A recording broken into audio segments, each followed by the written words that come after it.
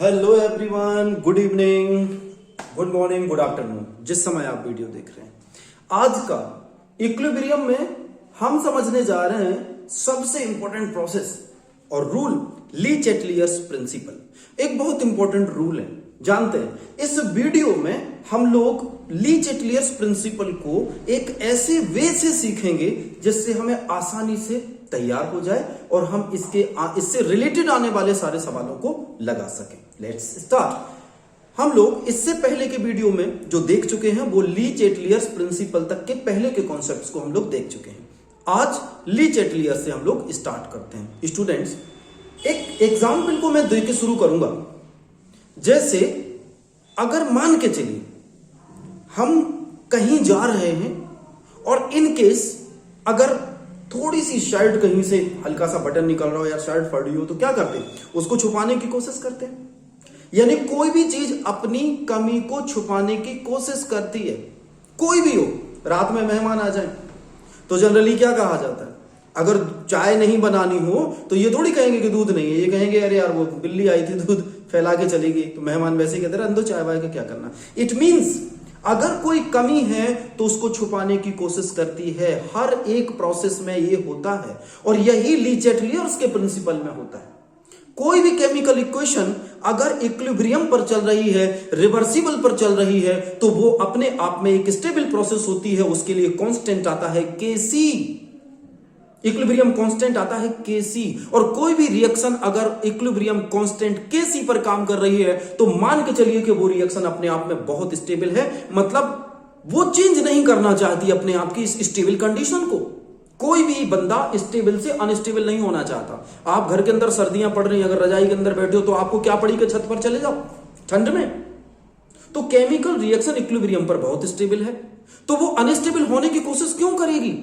तो वो क्या करेगी कि अगर आपने उसके ऊपर कोई भी स्ट्रेस दिया तो इक्विलिब्रियम अपने आप धीरे धीरे धीरे धीरे करके उस डायरेक्शन में पहुंच जाएगा जहां जो आपने स्ट्रेस दिया है उसका इफेक्ट खत्म हो जाए अपने आप में। याद रखना, स्ट्रेस मान के चलो, और कोई एग्जांपल ले लेते हैं।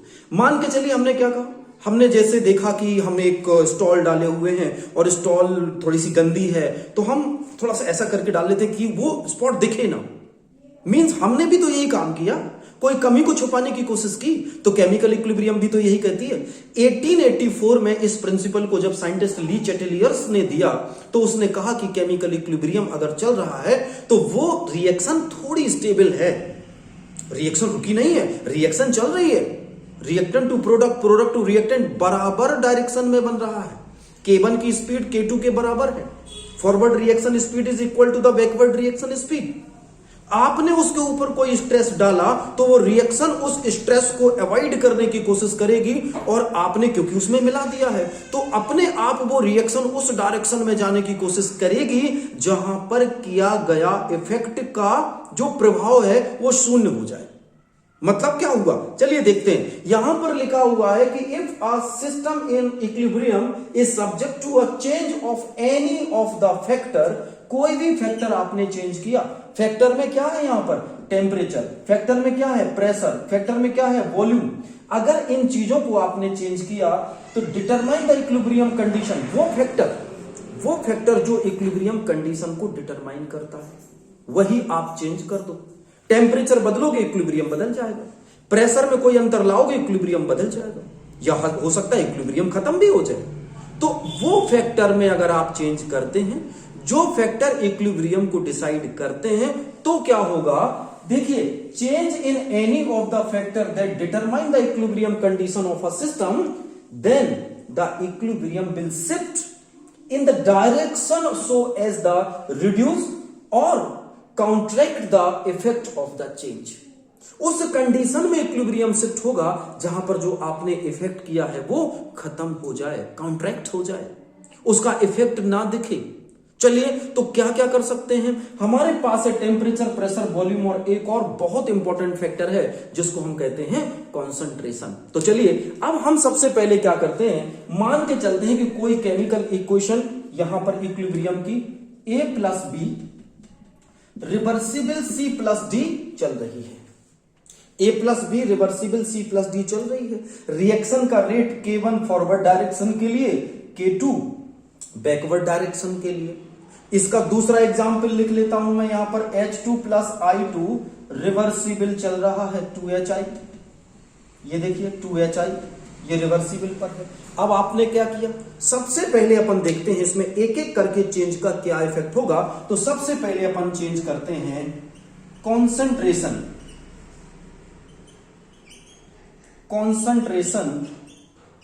चेंज। अगर आपने कॉन्सेंट्रेशन इसमें चेंज किया, कॉन्सेंट्रेशन चेंज कैसे कर सकते हो बच्चों? कॉन्सेंट्रेशन मतलब amount of substance which is taking part in this reaction. या तो आप इसमें और अमाउंट ऐड कर दो या फिर इसका और अमाउंट इसमें से निकाल लो। दोनों कंडीशन में कॉन्सेंट्रेशन चेंज हो जाएगा। पहली कंडीशन में एडिंग द सब्सटेंस, पहली कंडीशन में एडिंग सब्सटेंस, अगर हमने इसमें कोई सब्सटेंस ऐड किया तो क्या होगा, स्ट्रेस इज रिलीव्ड होने की कोशिश करेगा। ये स्ट्रेस रिलीव्ड मतलब जो उसके ऊपर स्ट्रेस आया वो उसको खत्म करने की कोशिश करेगा। अब क्या होगा भाई, ये रिएक्शन की जो डायरेक्शन है वो कहां जाएगी, तो डायरेक्शन ऑफ रिएक्शन, RXN मतलब रिएक्शन, तो डायरेक्शन ऑफ द रिएक्शन किस तरफ को जाएगा, where added substance consumed, where added substance consumed, मतलब जो आपने सब्सटेंस को डाला है वो जिस तरफ कंज्यूम होगा इक्विलिब्रियम उस तरफ चला जाएगा। तभी तो हम कह पाएंगे कि इक्विलिब्रियम पर कोई इफेक्ट नहीं आ रहा है कंसंट्रेशन को चेंज करने से। मान के चलो आपने कंसंट्रेशन बढ़ाया तो कंसंट्रेशन बढ़ाने पर इक्विलिब्रियम अपने आप उससे करेगा यार ये कौन आ गया, तो अपने आप इक्विलिब्रियम ऐसी जगह एडजस्ट होगा जहां पर जो चीज डाली गई है वो कंज्यूम हो जाए और रिएक्शन रिलैक्स की सांस लेके वो थैंक गॉड कुछ नहीं हुआ, इक्विलिब्रियम बचा रहा। आपने जो भी स्ट्रेस दिया उस स्ट्रेस को हटाने की कोशिश करेगी इक्विलिब्रियम। आपने कंसंट्रेशन ऐड किया, सब्सटेंस को मिलाया, इक्विलिब्रियम अपने आप उस डायरेक्शन में शिफ्ट हो जाएगा जहां पर जो सब्सटेंस आपने ऐड किया है वो कंज्यूम हो जाए। मेरी बात समझ में आ गई होगी। दूसरी चीज, अगर हम इसमें से सब्सटेंस को हटा देते हैं, अगर हम सब्सटेंस को हटा देते हैं तो क्या होगा, तो by the removal of substance. अब इसी रिएक्शन में अपन लोग देखते हैं, इसको तो अपन ने क्या कर दिया, एडिंग। अब हम दूसरे पर करते हैं, सेकंड नंबर पर बात करते हैं removal of substance, removal of substance. बेटा जो सब्सटेंस है उसी को हम कंसंट्रेशन की टर्म में ले रहे हैं, क्योंकि आप लोग जानते हो कंसंट्रेशन C=2 होता है N/V, number of mole in given volume. तो आपने क्या किया, रिमूवल ऑफ सब्सटेंस किया। अब आपने कुछ चीज उसमें से हटाई तो नेट रिएक्शन जो होगी इन द डायरेक्शन दैट रिप्लेनिशेस, जहां पर उसकी जो कमी है उसको वो दूर कर सके। तो याद रखना, net reaction in the direction, net reaction in the direction. बच्चों आपने क्या किया, उसमें से थोड़ा सा निकाल लिया। यार आप कोई चीज को निकाल रहे हो तब भी तो इक्विलिब्रियम डिस्टर्ब होगा, या तो आप ऐड कर रहे हैं तो इक्विलिब्रियम डिस्टर्ब होगा, या फिर आप उसमें से निकाल रहे हैं तो भी इक्विलिब्रियम डिस्टर्ब होगा। तो क्या होगा कि net reaction in the direction किस डायरेक्शन में जाएगी, दैट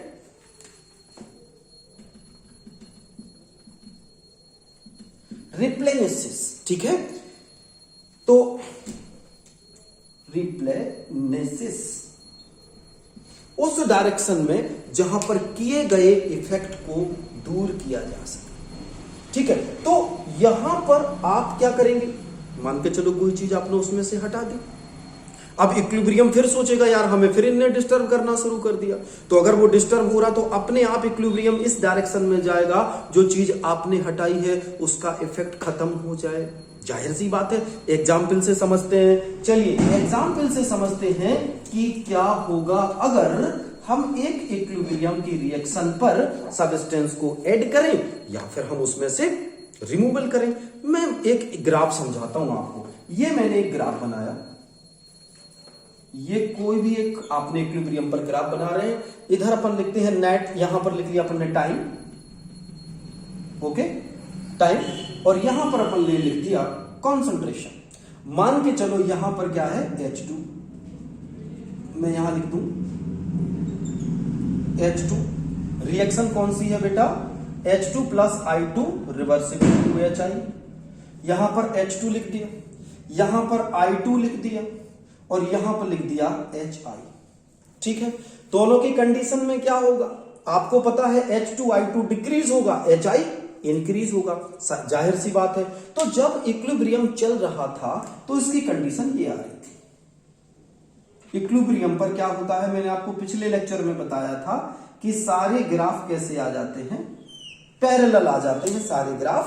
HI को यहां मान लेते हैं, सारे ग्राफ कैसे आ जाते हैं बच्चों, पैरेलल आ जाते हैं। अब अगर टू एड H2, अगर बच्चों आपने इस रिएक्शन में हाइड्रोजन को ऐड किया, इक्विलिब्रियम चल रहा है, मजे में रिएक्शन हो रही है, आप बड़े शैतान, आपने हाइड्रोजन उठा के थोड़ा सा मिला दिया। अभी इक्विलिब्रियम चल रही, तीनों के बीच में स्ट्रेट लाइन जा रही है, no reaction towards right side, concentration change, no concentration change towards left side, equilibrium पर है। आपने हाइड्रोजन उठाया और उसमें मिला दिया। जब आपने हाइड्रोजन उठाया तो एक बात बताइए, आपने मान के चले हाइड्रोजन को ऐड किया, यहां पर H2 एडेड, आपने H2 को बच्चों ऐड किया। तो जब आप H2 को ऐड करेंगे तो होगा क्या, सबसे पहले H2 अचानक से बढ़ेगा, नीचे आएगा और इस लाइन के थोड़ी देर बाद ये पैरेलल हो जाएगा। ओके, यानी यहां से यहां तक के बीच में इक्विलिब्रियम डिस्टर्ब हुआ, इस पॉइंट के बीच में इक्विलिब्रियम डिस्टर्ब हुआ। फिर से समझो, H2I2 2HI बन रहा है, H2 डाला तो बच्चों H2 का अमाउंट बढ़ेगा तो मैंने इसको ऊपर, क्योंकि इसका कंसंट्रेशन आपने देखो बढ़ाया, ये कंसंट्रेशन ऊपर की तरफ इंक्रीज हो रहा है। पहले कंसंट्रेशन ये था, अब आपने कंसंट्रेशन इतना कर दिया, यानी आपने इतना कंसंट्रेशन हाइड्रोजन का बढ़ा दिया। जब हाइड्रोजन का ये कंसंट्रेशन बढ़ाया तो जाहिर सी बात है रिएक्शन पागलपंती में चली जाएगी, वो कहेगी भाई हमें तो इक्विलिब्रियम चाहिए। तो ये H2 पहले बढ़ा दिया, थोड़ी देर के लिए H2 वाला इक्विलिब्रियम का ग्राफ डिस्टर्ब हो जाएगा और H2 आएगा, थोड़ी देर बाद इक्विलिब्रियम तो हो जाएगा, लेकिन आप देखिए नीचे वाली लाइन से इक्विलिब्रियम की जो ग्राफ आया वो ऊपर आया, आ तो गया है क्योंकि अमाउंट आपने इंक्रीज कर दिया ना। जब आपने अमाउंट इंक्रीज कर दिया, अब क्या होगा, ये क्या था हमारे पास I2, तो ये क्या करेगा, I2 को भी ज्यादा कंज्यूम करेगा। जब आपने H2 बढ़ाया है तो ये I2 को ज्यादा कंज्यूम नहीं करेगा। अगर ये I2 को ज्यादा कंज्यूम करेगा तो I क्या होगा, जो पहले था उससे अब I2 गिरेगा, यहां से I2 नीचे आएगा और थोड़ी देर बाद I2 ये आ जाएगा। यानी I2 को कंज्यूम किया तो I2 का ग्राफ नीचे जाएगा, हाइड्रोजन को इंक्रीज किया तो हाइड्रोजन का ग्राफ ऊपर जाएगा। सही बात है, H2 को मिलाओगे, H2 I2 को और खाएगा। भाई जल्दी आओ मेरे पास, मेरा कंटेंट ज्यादा है, नहीं तो इक्विलिब्रियम अभी हाल बर्बाद हो जाएगा। तो आपने H2 डाला, उसने I2 को तुरंत अपनी तरफ पकड़ा, तो I2 का डिक्रीज किया, H2 का इंक्रीज किया। अब क्या होगा, HI का। तो जाहिर सी बात है HI पहले अपने लेवल पर चल रहा था, ज्यादा बनना शुरू हो जाएगा तो HI का जो ग्राफ मिलेगा बच्चों वो हमें ये मिलेगा, यहां से इतना, यानी HI भी बढ़ जाएगा। ये HI मिला, फाइनल क्या मिला, ये HI, ये फाइनल HI। ये डिक्रीज होके क्या मिला, I2, ये इंक्रीज होके क्या मिला, H2। सो कितना आसान ग्राफ है और इस ग्राफ ने सब कुछ एक्सप्लेन कर दिया कि अगर आप H2 को मिलाओगे तो H2 का पहले कंसंट्रेशन बढ़ेगा और पहले की लाइन से जो इक्विलिब्रियम का ग्राफ है वो ऊपर आएगा। H2 I2 को ज्यादा कंज्यूम करेगा तो I2 नीचे चला जाएगा, दोनों मिलके HI ज्यादा बनाएंगे तो HI ऊपर आ जाएगा। बच्चों वेरी सिंपल ग्राफ, याद रखिएगा इसको, बहुत सिंपल ग्राफ है। तो ओवरऑल हम क्या कह सकते हैं, तो आप क्या कर सकते हैं, अगर आपने रिएक्टेंट को बढ़ाया, मैं यहां पर लिख दे रहा हूं इंक्रीज रिएक्टेंट,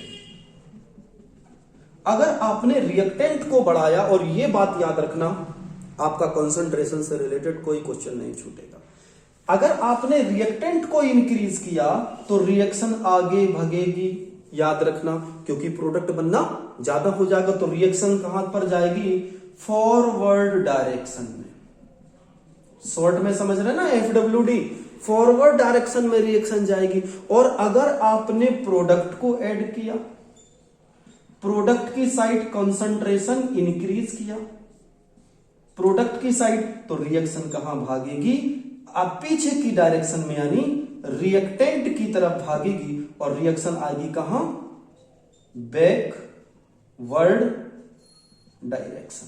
नोट करना है इसको, यानी अगर रिएक्शन ऐसे चल रही है H2 प्लस I22HI, आप यहां बढ़ाओगे तो रिएक्शन उस तरफ को बढ़ जाएगी, वहां बढ़ाओगे तो रिएक्शन इस तरफ को बढ़ जाएगी। तो पॉइंट टू बी नोटेड, अगर रिएक्टेंट को ऐड करेंगे तो इक्विलिब्रियम शिफ्ट होगा प्रोडक्ट तरफ, और अगर प्रोडक्ट को इंक्रीज करेंगे तो इक्विलिब्रियम शिफ्ट होगा लेफ्ट साइड की तरफ। नोट कर लीजिए जल्दी से बच्चों, इसको फटाफट नोट कर लीजिए जल्दी से। एसएस लेना हो तो एसएस ले लो बेटा, फिर आगे बढ़ते हैं, ठीक है।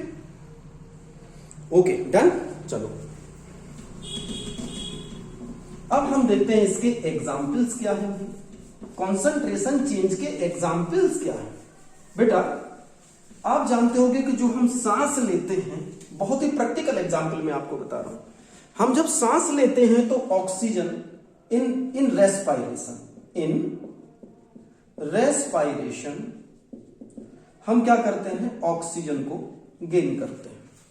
अब ये जो ऑक्सीजन है ये कहां जाती है, कौन कैरी करता है, इसको कैरी करता है हीमोग्लोबिन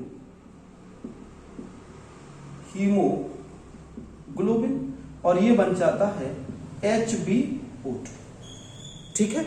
हीमोग्लोबिन, इसको हम लोग कहते हैं HbO2 भी कहते हैं, HBO ऑक्सी हीमोग्लोबिन, और ये कहां जाता है, in the tissues by blood की मदद से टिश्यू में जाएगा। अब बेटा एक बात बताओ, टिश्यू में पहले से ज्यादा क्या रखा है, कार्बन डाइऑक्साइड है, यानी ऑक्सीजन यहां पर कैसी है, लेस है, और यहां ऑक्सीजन कैसी है, ज्यादा। आ गया ना वही, जब आपने रिएक्टेंट को बढ़ाया तो रिएक्शन फॉरवर्ड डायरेक्शन में गई, यानी टिश्यूज में ज्यादा ऑक्सीजन मिलना शुरू हो जाएगी, और यही हो जाएगा रिमूवल ऑफ कार्बन डाइऑक्साइड। तो दूसरा रिमूवल ऑफ CO2। अब इसमें देख लो आप क्या है, CO2 substance from tissue to कहां पर आ जाएगी, ब्लड में। तो यहां पर देखिए, ये अपनी कोई सेल है, ये कोई टिश्यू सिस्टम है, यहां पर CO2 ज्यादा है, यहां पर ब्लड गया, यहां पर ब्लड है अपने पास, और इस ब्लड में CO2 कम है क्योंकि इसने क्या छोड़ दी इसके अंदर बच्चों, ऑक्सीजन को छोड़ दिया। जब आपने प्रोडक्ट को बढ़ाया, भाई प्रोडक्ट ही बन रहा है ना कार्बन डाइऑक्साइड, जब आप सांस लेते हैं ऑक्सीजन जाती है, ऑक्सीडेशन प्रोसेस होती है, उसमें कार्बन डाइऑक्साइड बनता है, तो कार्बन डाइऑक्साइड यहां पर प्रोडक्ट हो गया। जब आपने प्रोडक्ट बढ़ाया तो रिएक्शन कहां की तरफ जाएगी, रिएक्टेंट की तरफ, जाहिर सी बात है, यानी बैकवर्ड डायरेक्शन में। तो यहां पर कार्बन डाइऑक्साइड इसमें आ जाएगा, और यहां से आगे आउट बाय द एक्सपायरेशन, सांस ने जो आपने एक्सहेल किया उससे कार्बन डाइऑक्साइड बेटा बाहर चली जाएगी। एक और बहुत इंपॉर्टेंट एग्जांपल देखते हैं, दूसरा इंपॉर्टेंट एग्जांपल देखते हैं। अब ये एग्जांपल है उन लोगों के लिए जो मीठा बहुत खाते हैं। आप में से कोई खाता है ना मीठा बहुत, कौन कौन खाता है मीठा बहुत, सबको ही पसंद है सर, आपको भी पसंद होगा, जाहिर सी बात है। तो जो लोग मीठा बहुत खाते हैं उनके दांतों में कैविटी आ जाती है। कैसे आती है बच्चों, sweet substance causes tooth decay. तो पहले मैं हेडिंग डालता हूं, sweet substance causes tooth decay, दांतों में कैविटी बन जाना। कैसे बेटा, जो अपने दांतों का फॉर्मूला होता है वो आपको याद रखना, क्या, Ca5PO4(3)OH, Ca5PO4(3)OH, this is the formula present in the animal of the tooth. तो ये दांतों में रहता है और इक्विलिब्रियम पर रहता है। कैसे, ये अपने आप इक्विलिब्रियम एग्जिस्ट कर लेता है 5Ca++, यहां से जब इक्विलिब्रियम बनाएगा तो 5Ca++ प्लस 3PO4(3)-, ये भी बनाएगा 3, और फिर बनाएगा OH-। तो ये इक्विलिब्रियम में रहता है। अब आपने क्या कहा, दांतों के जो एनेमल है उसके अंदर ये कंपाउंड इक्विलिब्रियम में रहता है, ठीक है। इसको कहते हैं हाइड्रोक्सीपेटाइट, इसका नाम क्या होता है, हाइड्रोक्सीपेटाइट इसका नाम है। और ये दांतों के अंदर जो अपना ऊपर वाला पार्ट है और अंदर वाला, ओवरऑल ये केमिकल आयनों के साथ इक्विलिब्रियम में बना रहता है, नो प्रॉब्लम। अब आपने क्या किया, मीठा खाया। जब आप मीठा खाएंगे तो शुगर क्या करती है, शुगर रिलीज H+ आयन। याद रखना बच्चों, शक्कर जब आप खाते हैं तो H+ आयन बनेगा। ये H+ आयन इस इक्विलिब्रियम को डिस्टर्ब कर देगा और रिएक्शन गड़बड़ हो जाएगी। क्या करेगा, ये H+ आयन OH- जो यहां पर बन रहा है, इससे जुड़ के क्या बना लेगा, H2O। और यहां पर जो PO4 3- बन रहा है बच्चों, इससे भी H+ जुड़ जाएगा, PO4 3- plus H positive, HPO4 2-। तो ये दोनों ने क्या किया, इक्विलिब्रियम को डिस्टर्ब कर दिया। और जैसे ही अपने दांतों का इक्विलिब्रियम डिस्टर्ब होगा, दांतों का इक्विलिब्रियम टूटने से नए प्रोडक्ट्स बनना शुरू हो जाएंगे। ये बन जाएगा बाइफॉस्फेट वाटर बन जाएगा, इनका कंटेंट डिस्टर्ब हो जाएगा और कहीं ना कहीं टूथ डिके होना शुरू हो जाएगा। इसमें इक्विलिब्रियम है, इसमें लीच-एटलियर्स प्रिंसिपल भी है। कैसे है लीच-एटलियर्स प्रिंसिपल, अरे भाई आप इस पूरे को डिस्टर्ब कर रहे हो ना, आपने H+ आयन मिलाया, H+ आयन मिलाया मतलब OH को उसने खाया, OH को कम किया, यानी जब आपने प्रोडक्ट को कम किया तो रिएक्शन रिएक्टेंट साइड जाएगी, मतलब उसे चाहिए कि और कंपोनेंट हो, लेकिन दांतों में और कंपोनेंट तो इमीडिएटली बन नहीं जाएगा, तो वहां पर डिके होना शुरू हो जाएगा। इसको टूथ डिके के नाम से जानते हैं बच्चों। तो याद रखना, शायद आपने ये फॉर्मूले अभी देखे होंगे तो उसको याद कर लेना, नोट कर लेना। चलिए आगे बढ़ते हैं, effect of temperature.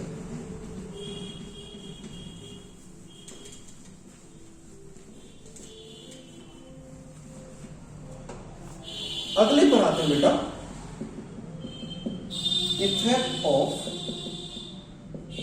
Temperature, H2 + I2 2HI।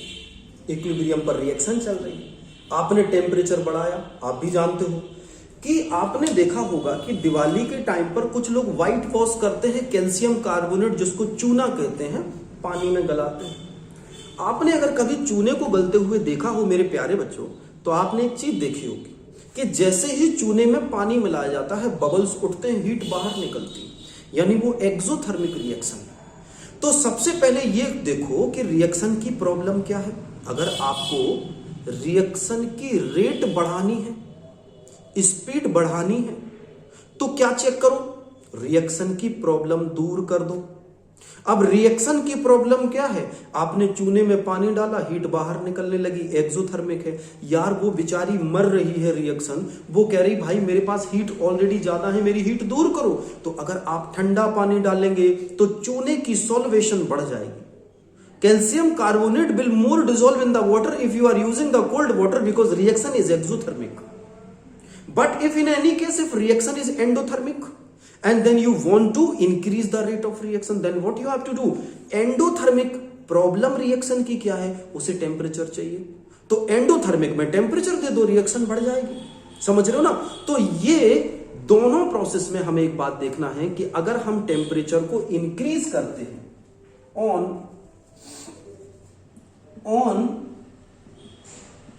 increasing temperature, इस इक्विलिब्रियम पर अगर हम लोग टेम्परेचर इंक्रीज करते हैं तो क्या होगा, इक्विलिब्रियम में यहां पर लिख रहा हूं इक्विलिब्रियम, या ऐसे कह सकते हो कि shift in equilibrium, shift the equilibrium. मुझे बताओ बेटा, अगर टेम्परेचर आपने बढ़ाया तो इक्विलिब्रियम कहां जाएगा, फॉर एंडोथर्मिक रिएक्शन की तरफ, टुवर्ड्स एंडोथर्मिक रिएक्शन साइड। मतलब अगर आपने किसी रिएक्शन में टेम्परेचर बढ़ाया, ठीक है, मैं एग्जांपल देता हूं, जैसे है 2NO2, आपने रिवर्सिबल किया और इस रिएक्शन में आपने बनाया N2O4। ओके बच्चों, इस रिएक्शन में हीट निकलती है डेल H की वैल्यू, तो इस डेल H की वैल्यू कितनी है, -57.2 किलो जूल पर मोल। भैया इतनी हीट यहां पर क्या हो रही है, माइनस हो रही है, यानी एंडोथर्मिक एक्सोथर्मिक रिएक्शन है, हीट बाहर जा रही है, अंदर की हीट डिक्रीज हो रही है। तो अब मुझे यहां पर यही तो बताना है कि दोनों में क्या प्रॉब्लम है। अगर इस रिएक्शन में हम लोग देखें तो डेल एच की वैल्यू माइनस होना, इसका मतलब है इंटरनल हीट कम हो रही है, इंटरनल हीट कम हो रही है। तो हाई टेम्परेचर अगर आप दोगे तो ये प्रोडक्ट ज्यादा बढ़ेगा, है ना। तो हाई टेम्परेचर पर क्या करेंगे, हाई टेम्परेचर पर ये ज्यादा बनेगा एट हाई टेम्परेचर, ठीक है। तो एट हाई टेम्परेचर ये बनेगा, लेकिन यहां इसकी प्रॉब्लम क्या है, ये कह रहा है भाई साहब हम तो ऑलरेडी यार हीट निकाल रहे हैं, हम तो परेशान है। N2O4 कह रहे यार हम तो हीट से परेशान है, निकालते निकालते निकालते निकालते परेशान है। तुम कह रहे तुम और ज्यादा बन जाओ, हम ज्यादा बन जाएंगे, हमारी हीट हटा लो। तो क्या कर दो, एट लो टेम्परेचर ये N2O4 will form more formed at low temperature. बच्चों एट लो टेम्परेचर, तो कंडीशन नंबर 1 और कंडीशन नंबर 2। अब मैं लिख रहा हूं कंडीशन नंबर 2 क्या है, डिक्रीज द टेम्परेचर। अगर आपने temperature on decreasing the temperature, अगर आपने टेम्परेचर को डिक्रीज किया तो क्या होगा बताएं, equilibrium will shift towards exothermic reaction. तो एक शिफ्ट द इक्विलिब्रियम टुवर्ड्स, कहां, towards exothermic reaction.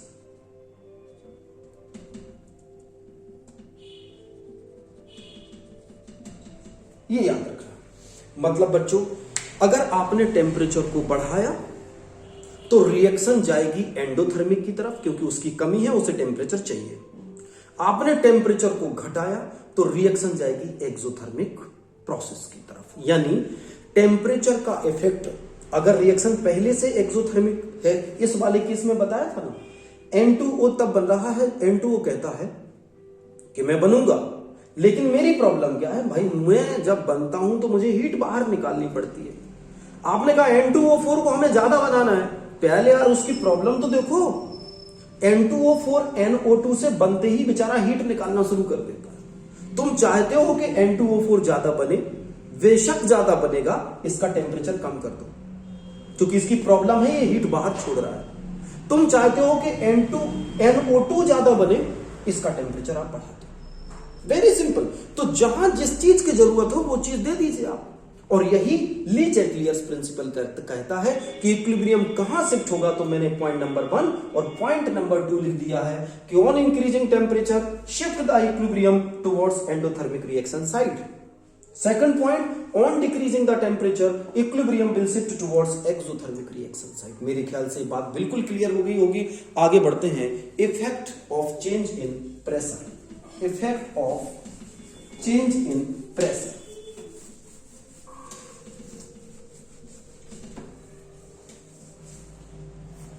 Effect in change, किसका अब अपन चेंज देख रहे हैं, effect of change in pressure. चलो बच्चों स्टार्ट करते हैं। तो अगर आप किसी रिएक्शन पे, मैं एक रिएक्शन लिखता हूं N2 + 3H2 रिवर्सिबल 2NH3। बच्चों एक बात बताओ, अगर हमारे पास इस कंटेनर में N2 भी भरा है, H2 भी भरा है, और ये हमने प्रेशर यहां पर पिस्टन लगा दिया, ये पिस्टन लगा दिया बच्चों।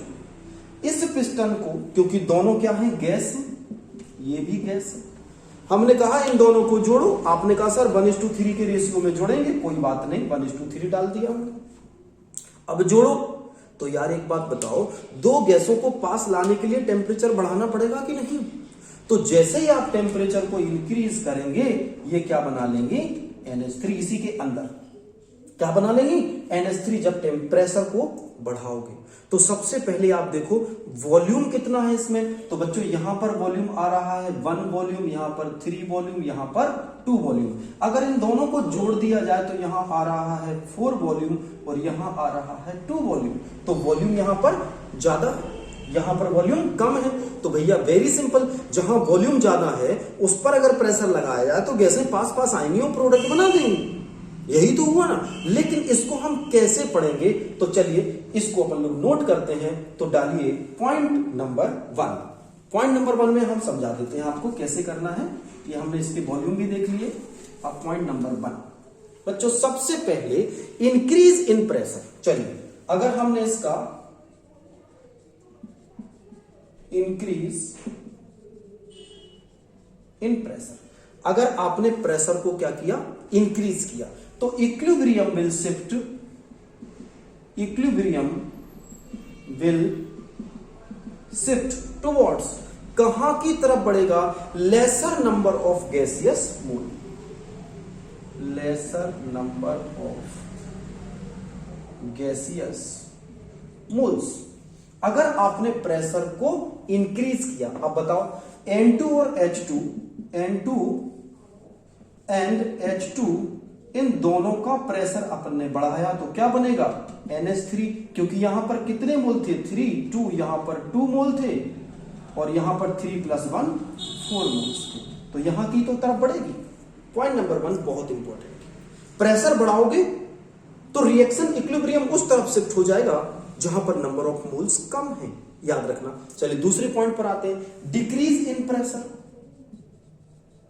डिक्रीज इन प्रेशर, अगर हमने प्रेशर को घटाया तो क्या होगा, इक्विलिब्रियम विल शिफ्ट, इक्विलिब्रियम ऐसे लिख दे रहा हूं, equilibrium will shift towards the direction, कहां की तरफ, larger number of gaseous mole, towards larger number of gaseous moles. अगर आपने प्रेशर को डिक्रीज किया, प्रेशर घटाया, तो रिएक्शन बैकवर्ड ही तो हो जाएगी। आपने इस रिएक्शन पर अगर बेटा प्रेशर को बढ़ाया तो क्या करोगे, नंबर 1 में यही लिख दे रहा हूं ऊपर, नंबर 1 इंक्रीज प्रेशर, तो रिएक्शन कहां जाएगी, इस डायरेक्शन में, देखो इधर, क्योंकि मोल यहां पर कम है, मोल क्या है, तो इंक्रीज प्रेशर करने पर मोर NH3 विल फॉर्म। सॉरी, अगर आपने डिक्रीज प्रेशर किया, प्रेशर कम कर दिया, तो रिएक्शन कहां पर जाएगी, बैकवर्ड डायरेक्शन पर, और मोर N2 and H2 will form. अब मुझे बताओ ये रिएक्शन कहां की तरफ जा रही है, फॉरवर्ड डायरेक्शन। इसके केस में, हर एक के केस में नहीं होगा, उसमें आपको ये वाले 2 फॉर्मूले लगाने पड़ेंगे। अगर आप ये 2 फॉर्मूले याद कर लेते हैं तो समझ लीजिए कि आपका प्रेशर से रिलेटेड कोई भी चेंज, गलती नहीं होगी। सो दोनों को मैंने समझा दिया। अगर मॉलिक्यूल, पहले आपको मोल काउंट करने हैं, जहां पर मोल जाता है दूसरी तरफ काउंट कर लीजिए मोल कहां पर जाता है, और इस रूल को लगा दीजिए। अगर आपने pressure increase the pressure, equilibrium shift, जहां पर laser number of gaseous moles. अगर आपने प्रेशर को डिक्रीज किया तो इक्विलिब्रियम कहां जाएगा, जहां पर larger number of gaseous moles हैं। पॉइंट टू बी नोटेड, बहुत बहुत इंपॉर्टेंट पॉइंट है। चलिए फटाफट इसको नोट कर लीजिए जल्दी से।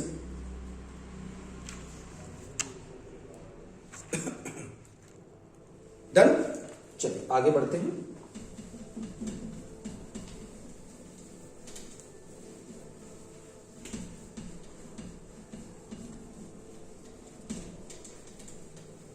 और बच्चों अब हम लोग चलते हैं इफेक्ट ऑफ वॉल्यूम की तरफ। इफेक्ट ऑफ वॉल्यूम, जो भी मैंने अभी बेटा प्रेशर में बताया, जस्ट उसका रिवर्स, ठीक है, reverse to the pressure effect, reverse as the pressure effect. जो भी प्रेशर में हमने एप्लीकेबल किया उसका जस्ट उल्टा कर दो तो क्या आ जाएगा, यहां पर वॉल्यूम का इफेक्ट। अगला आता है इफेक्ट ऑफ कैटलिस्ट। बेटा कैटलिस्ट क्या करेगा, इक्विलिब्रियम चल रहा है, अगर ये इक्विलिब्रियम चल रहा है N2 + 3H2 रिवर्सिबल 2NH3, आपने इसमें Fe मिलाया, MO मिलाया, फेरिक, आयरन और मोलिब्डेनम, तो ये क्या करेंगे, रिएक्शन को इंक्रीज करेंगे। तो भाई जब रिएक्शन फॉरवर्ड डायरेक्शन में बढ़ेगी तो रिएक्शन बैकवर्ड डायरेक्शन में बढ़ेगी।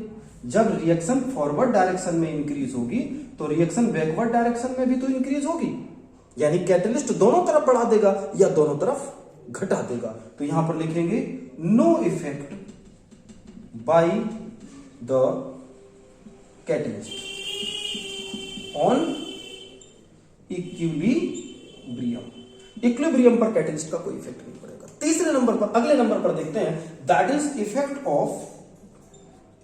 Of inert gas. बेटा इसमें भी कुछ नहीं होता क्योंकि ये that gas is not reacting, actually वो इक्विलिब्रियम पर कोई काम ही नहीं कर रही। हाँ, लेकिन एक बात ध्यान रखना, प्रेशर थोड़ा सा चेंज होता है, लेकिन कुछ हद तक इक्विलिब्रियम पर इसका कोई भी इफेक्ट नहीं पड़ता है। तो हम क्या लिखेंगे, तो इस पर कोई फर्क नहीं पड़ेगा, नो चेंज, नो चेंज। चलिए अब एक क्वेश्चन करते हैं, डिसोल्यूशन ऑफ अमोनियम क्लोराइड। इसके रिलेशन से यहां पर हमारा ये ली चैटलियर्स प्रिंसिपल के सारे टॉपिक्स खत्म हुए। अब हम करते हैं इसके क्वेश्चंस। तो एक क्वेश्चन पहले अभी अपन करेंगे, dissolution of NH4Cl। Dissolution of NH4Cl, NH4Cl reversible NH4+Cl-। ये इक्विलिब्रियम पर बेटा चल रहा है। अब मुझे ये बताइए, ये अगर ये रिएक्शन यहां पर लिखी है एक्सोथर्मिक, तो मुझे कोई बताएगा, आप में से कौन बताएगा रिएक्शन की प्रॉब्लम क्या है, हीट। हम चाहते रिएक्शन बढ़े यानी ये ज्यादा घुले, तो क्या करना पड़ेगा, वेरी सिंपल, क्या करना पड़ेगा, decrease the temperature to dissolve more NH4Cl, temperature decreases. We have to decrease temperature. We can write, we have to decrease the temperature. अगर आपने टेम्परेचर को घटाया रिएक्शन अपने आप बढ़ जाएगी। मेरे ख्याल से बात क्लियर हो गई होगी बच्चों। ओके, दिख रहा है बोर्ड ठीक से? Okay, very nice. चलिए आगे बढ़ते हैं और अब हेडिंग डालते हैं आयोनिक इक्विलिब्रियम। हेडिंग आ जाएगी अपनी आयोनिक इक्विलिब्रियम। तो ये ली चैटलियर्स खत्म हुआ, अब आयनिक इक्विलिब्रियम पर पहुंचते हैं। ये क्या होती है भाई आयनिक इक्विलिब्रियम?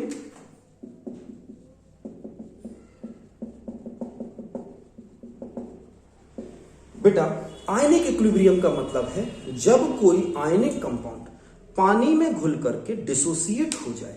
बेटा कभी भी आयनिक कंपाउंड पानी में घुल के नॉर्मली हमें आयोनाइजेशन नहीं बोलना है। आयनिक कंपाउंड पानी में घुल के डिसोसिएट होता है क्योंकि उसमें आयंस पहले से प्रेजेंट होते हैं, अलग ही अलग तो होते हैं पानी में। तो कितने तरह के आयनिक कंपाउंड होते हैं?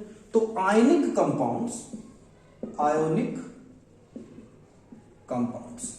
अब हमें यह देखना पड़ेगा कि आयनिक कंपाउंड्स तो होते हैं इलेक्ट्रोलाइट, यानी जो इलेक्ट्रिक करंट को पास कर दे, या जो इलेक्ट्रिक करंट को धीमे धीमे पास करें एक्वस सॉल्यूशन में, या जो इलेक्ट्रिक करंट को एक्वस सॉल्यूशन में पास ही ना करें, यानी हम सॉल्ट सॉल्यूशन की बात कर रहे हैं। इसका मतलब हो गया हमारे पास इलेक्ट्रोलाइट कितने तरह के होंगे, इलेक्ट्रोलाइट्स। तो बच्चों इलेक्ट्रोलाइट्स होंगे हमारे पास 3 टाइप्स के। कौन कौन से? वो इलेक्ट्रोलाइट्स मतलब वो सॉल्ट जिनको पानी में घोलने पर आयंस बहुत ज्यादा बने, कंप्लीट डिसोसिएट हो जाए और बहुत तेजी से इलेक्ट्रिक करंट पास करे, तो उसको हम बोलेंगे स्ट्रॉन्ग इलेक्ट्रोलाइट। स्ट्रॉन्ग इलेक्ट्रोलाइट जैसे HCl, H2SO4, HNO3, NaCl, KCl, बहुत सारे ये सॉल्ट हैं, ये एसिड्स हैं। लेकिन इनमें आप कभी भी रिवर्सिबल का साइन नहीं लगाएंगे, आप इसको डायरेक्ट H+Cl- क्योंकि ये पूरा का पूरा डिसोसिएट हो जाएगा, 100% डिसोसिएट हो जाएगा। तो H+HSO4-, ये H+NO3-, ये Na+Cl-, ये K+ और Cl-। अब आ जाते हैं हम दूसरे नंबर पर, इसमें होते हैं वीक इलेक्ट्रोलाइट, जिनका degree of dissociation degree of dissociation मतलब कितने आयन टूट रहे हैं into given number of ions, ठीक है। तो number of ions dissociates upon total number of ionic या नॉन आयोनिक मॉलिक्यूल्स, इसको क्या कहते हैं बच्चों, डिग्री ऑफ डिसोसिएशन, जिसको अल्फा से रिप्रेजेंट करते हैं। कितने आयन टूटे, आपने 10 ग्राम डाला था, क्या 10 के 10 ग्राम टूट गए? अगर वो 10 के 10 ग्राम टूट गए तो ये है, यानी इसमें मोर देन 30% अल्फा की वैल्यू आई, यानी 100% रहते ही ये पूरे के पूरे टूट जाते हैं और ये 30% या 30% से कम रहेंगे। तो कौन कौन से होते हैं, जैसे वीक इलेक्ट्रोलाइट में CH3COOH, acetic acid HCOOH, NH4OH, H2CO3 etcetera, ये सारे वीक हैं, ये बहुत स्ट्रॉन्गली आयोनाइज डिसोसिएट्स नहीं हो पाते, यानी इनका डिग्री ऑफ डिसोसिएशन 30% से कम जाएगा। बच्चों तीसरे नंबर पर वो कंपाउंड जिनका डिग्री ऑफ डिसोसिएशन 0 होता है, मतलब वो टूटते ही नहीं है, अल्फा की वैल्यू जिसमें लगभग 0 होती है, जैसे सुगर C12H22O11। कुछ हद में अगर आपने सुगर को एसिडिक फॉर्म में थोड़ा सा मिलाया तो ये H+ देता है, लेकिन न्यूट्रल कंडीशन वाटर, अगर प्योर वाटर में शुगर को डालें तो नहीं टूटेगा। अगर पानी में हल्का सा एसिड मिला दिया जाए तो शुगर में से भी H+ आयन निकलने लगते हैं, बट इसका मतलब ये नहीं कि ये एसिडिक है, ठीक है। तो ये कुछ कंडीशंस में देता है, बट ये नॉर्मल कंडीशन में बिल्कुल भी आयोनाइज या डिसोसिएट्स नहीं होगा। ग्लूकोज C6H12O6, प्लास्टिक्स हुए, वुड्स हुए, ठीक है ना। तो ये सारे वो कंपाउंड हैं जो डू नॉट फॉर्म्स आयंस, ये आयंस नहीं बनाएंगे बच्चों। तो ये 3 तरह के हो जाते हैं हमारे पास इलेक्ट्रोलाइट। ओके, ऐसा से लेना हो तो ले लीजिए, फिर आगे बढ़ते हैं इलेक्ट्रोलाइट के बाद। अब देखते हैं, ये तो समझ में आ गया कि कौन कितना वाटर के अंदर डिसॉल्व होगा या नहीं होगा, एक बात समझ में आ गई बेटा। अब हमें यहां पर देखना है, बहुत इंपॉर्टेंट, हमें देखना है यहां एसिड बेस कॉन्सेप्ट। क्या देखना है बेटा? एसिड बेस कॉन्सेप्ट, ये बहुत इंपॉर्टेंट टॉपिक है, एसिड बेस कॉन्सेप्ट।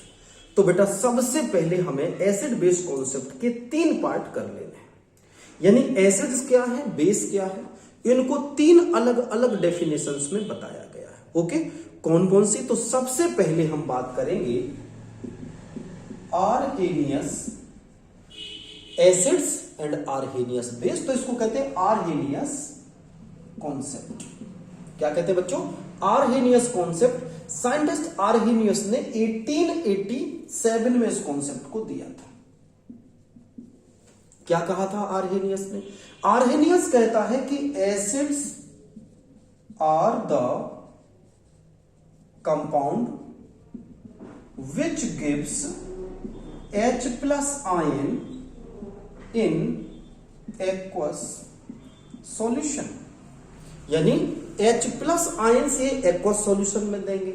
मान के चलिए मैंने एग्जाम्पल दिखा XH, हमारे पास कोई ये कंपाउंड है XH, इसको हमने एक्वस सॉल्यूशन में डाला तो ये क्या बनाएगा? H+ एंड X-, ये H+ बनाएगा।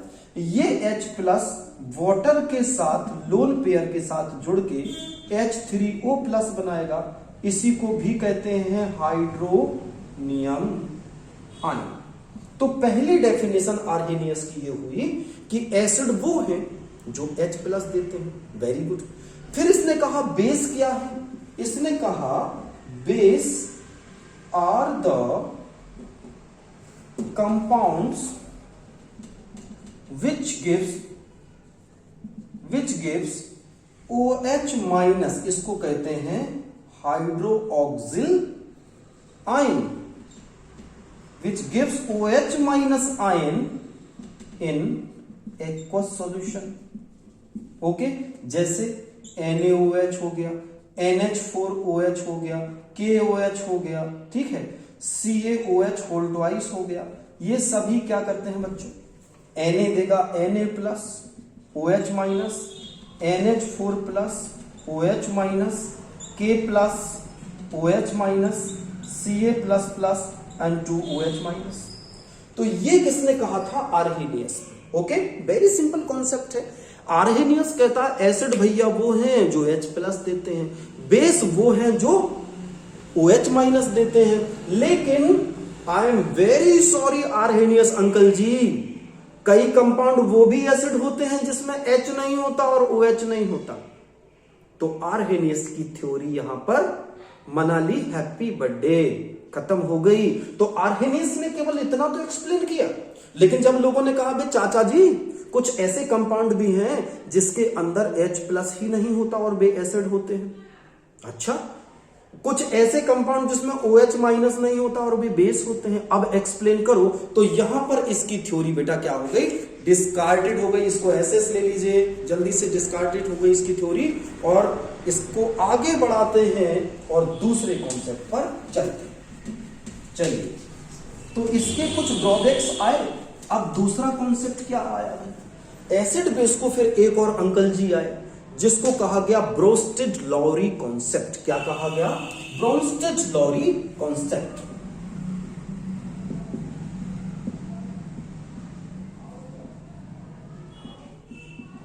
इसने क्या कहा? ठीक है, इसने क्या कहा? ब्रोस्टेड-लॉरी ने एक नया तरीका बताया। बोले अच्छा कोई बात नहीं, बोले एसिड्स, अब वो मत बोलो कि जो H प्लस देते हैं, एक्चुअली बेटा H प्लस को हम लोग क्या कहते हैं? प्रोटॉन। क्यों? H के पास एक इलेक्ट्रॉन होता है, अगर ये एक इलेक्ट्रॉन चला जाए तो क्या बनता है? H plus. अब जब एक इलेक्ट्रॉन चला गया तो केवल न्यूक्लियस ही तो बचा, और न्यूक्लियस में क्या बचा? प्रोटॉन। इसलिए इसको क्या कहा गया? प्रोटॉन। H प्लस को प्रोटॉन कहते हैं। तो इसने कहा कि एसिड वो कंपोनेंट है जो डोनेट्स करते हैं प्रोटॉन को। एसिड्स आर या एसिड्स डोनेट्स प्रोटॉन्स, यानी किसको? प्रोटॉन्स किसको कहते हैं बच्चों? H प्लस को। इसी को हम क्या कह सकते हैं? Proton donor. प्रोटॉन डोनर, यानी एसिड्स क्या है भैया? प्रोटॉन डोनर है। अब उसने बदल दिया, देखो अभी वो H प्लस, अंतर कुछ नहीं है, अभी आगे मिलेगा आप देखो। फिर कहता है कि बेस, इसने हाइड्रोक्सिल का नाम ही नहीं लिया, कहता है बेस वो कंपाउंड है जो क्या करते हैं? एक्सेप्ट करते हैं प्रोटॉन को। एक्सेप्ट प्रोटॉन, H प्लस को एक्सेप्ट करते हैं, यानी इसको क्या बोलेंगे? इसको कहा था प्रोटॉन डोनर, इसको क्या बोलेंगे? Proton acceptor.